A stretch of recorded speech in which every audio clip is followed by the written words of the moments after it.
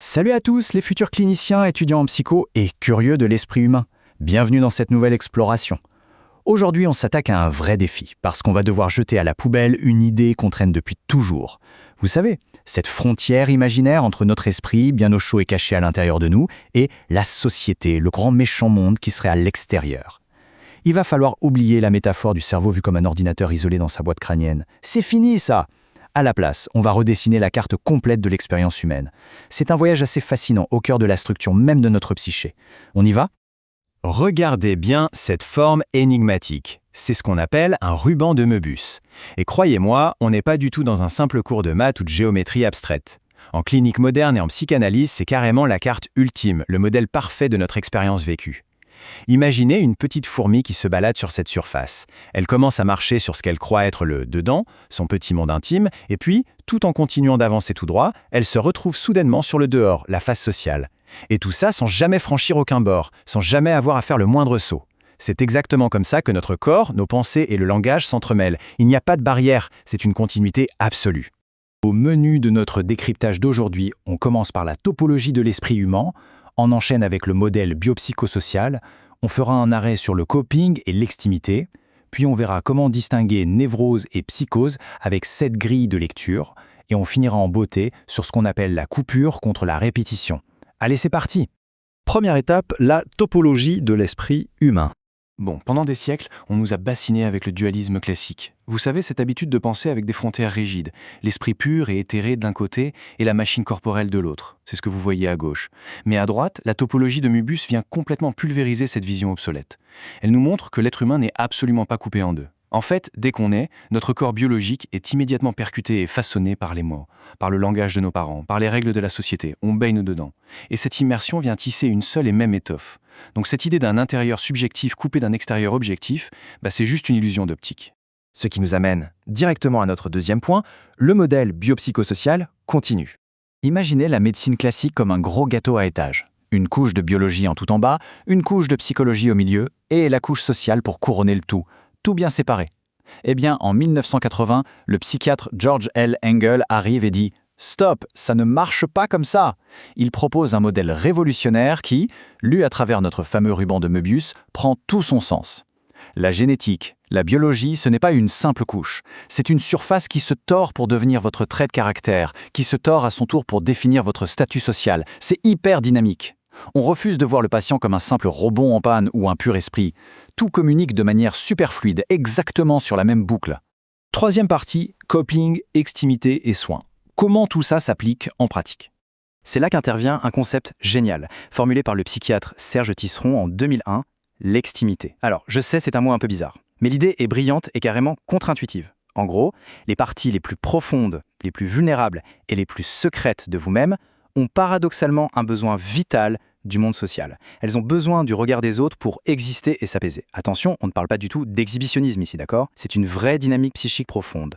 Le plus intime doit, d'une manière ou d'une autre, s'extérioriser pour trouver une résolution. Pour bien comprendre, rien ne vaut un bon exemple clinique. On va s'imaginer dans une unité de soins psychiatriques. Il est 2h du matin. Madame A, une patiente, est soudainement envahie par une angoisse terrible. C'est le chaos absolu à l'intérieur d'elle-même, un truc viscéral, complètement enfoui. Eh bien, elle ne va pas rester recroquevillée en silence. Qu'est-ce qu'elle fait ? Elle convertit instantanément ce chaos en une demande sociale adressée à l'infirmier. « S'il vous plaît, donnez-moi un calmant, du Valium. » Boum, l'angoisse 100% interne se transforme immédiatement en un lien social externe. La souffrance et la recherche d'aide lissent exactement sur la même continuité que notre ruban de Möbius. Du coup, ça change tout sur notre façon de voir le fameux coping. Historiquement, avec des outils comme l'échelle WCC, on a eu tendance à imaginer les mécanismes de défense comme une sorte de forteresse intérieure, un bouclier mental pour bloquer le monde extérieur. Sauf que la topologie nous montre que c'est tout l'inverse. Le coping, c'est pas un mur, c'est un flux, une circulation active d'extimité. C'est une immense souplesse qui permet, par exemple, de se sentir complètement submergé par les événements tout en ayant encore la capacité de demander de l'aide concrète. On maintient des contradictions sans pour autant que l'esprit ne se brise. Allez, on passe à la 4e section. Comment distinguer structurellement névrose et psychose ? Pour bien capter la différence, imaginez que la névrose, qui est la structure psychique la plus courante, c'est comme être au cinéma. Il y a un écran. L'écran sépare le spectateur de l'action. Il y a une distance de sécurité, les mots sont juste des représentations. Ici, on dit que la bande est hétérogène. Mais dans la psychose, comme la schizophrénie, Ce fameux écran symbolique, il est déchiré. La bande devient homogène, hyper compacte. Il n'y a plus de tampon protecteur. Le mot devient littéralement la chose. Donc une insulte, ce n'est plus une métaphore qui blesse votre fierté, l'insulte est ressentie de façon presque physique, comme un vrai coup de couteau dans la chair. Et c'est ça qui mène cliniquement aux hallucinations et aux intrusions terrifiantes. Regardez ces anneaux pour visualiser le truc. C'est ce qu'on appelle les nœuds borroméens, avec les fameux 3 registres, le réel, le symbolique et l'imaginaire. À gauche, c'est la structure saine. Les 3 cercles se croisent et créent un vide bien net au centre. Ce trou, c'est génial, c'est notre marge de manœuvre, notre soupape pour ne pas être écrasé par la réalité. Mais regardez à droite. Le nœud est défaillant, il est non borroméen. Le vide central disparaît, et là, patatras, la structure s'effondre sur elle-même. C'est le patient qui n'a plus aucun recul vital face au discours du monde, avec le risque majeur de basculer dans la folie. Et enfin, notre dernière partie, la coupure contre la répétition. Le truc tragique quand on marche sur une bande de Mobius, c'est qu'on finit inexorablement par repasser par son point de départ. En psychologie clinique, c'est le cœur même de la souffrance. Le patient tourne en rond. Il répète indéfiniment les mêmes échecs, les mêmes schémas toxiques venus de son enfance. Et pour le sortir de là, une simple écoute bienveillante ne suffit pas toujours. C'est là que le clinicien doit faire un truc fort, la coupure symbolique. Avec une interprétation chirurgicale, un mot inattendu, ou même en arrêtant brusquement la séance, le thérapeute sort littéralement les ciseaux. Il coupe ce ruban empoisonné. Et bam, en brisant la boucle, il libère le patient et lui permet d'écrire une nouvelle trajectoire. Mais attention, des fois on ne peut pas ou on ne doit pas couper. Des fois, la structure à 3 anneaux qu'on a vue tout à l'heure est tellement fragile qu'elle menace de lâcher.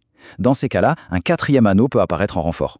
En psychanalyse, on l'écrit avec une orthographe ancienne, le symptôme. C'est une vraie béquille, une force stabilisatrice incroyable. Pour certains, ça va être de peindre de façon frénétique, de composer de la musique ou de créer tout un système de pensée obsessionnel.